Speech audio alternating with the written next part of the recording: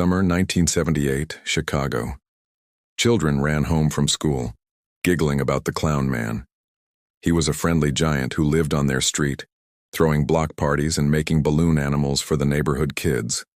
But as the sun went down, the children's laughter faded, and those same kids peeked out their bedroom windows, watching the clown man's house with its flickering lights and hearing muffled screams from inside.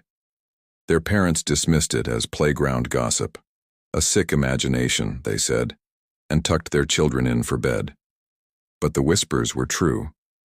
That house on the corner belonged to John Wayne Gacy, a successful contractor by day and a killer by night.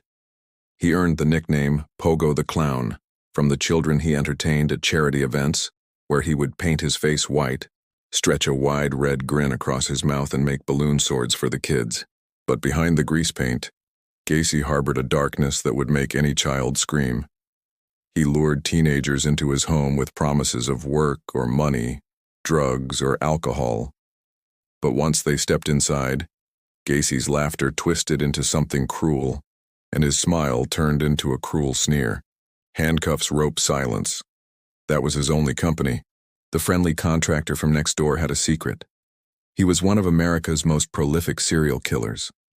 For years, Gacy preyed on teenagers who dared to walk alone, boys hitching rides or runaways looking for a handout.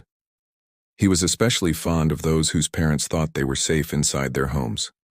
When young men went missing, the police searched the neighborhood.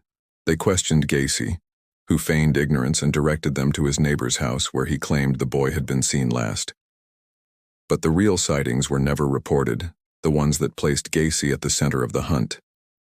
He was always a suspect, but never a target. The police never searched his house or uncovered the secret beneath the floorboards and in the crawlspace, layer upon layer of bones. Then, in December of 1978, a teenage boy named Robert Peast vanished after telling his family he was going to meet Gacy for a job. This time, the police searched the house and found a horrifying secret. Beneath the floorboards and in the crawlspace lay the remains of more than 30 young men. The smiling clown was revealed for what he truly was, a monster in a mask. Even now, decades later, some people say the sight of a clown makes them uneasy, not because of the makeup, but because of what lies beneath. Because sometimes the scariest monsters don't hide in the shadows. They wave from your front lawn wearing a painted smile. That's all for today. See you next time.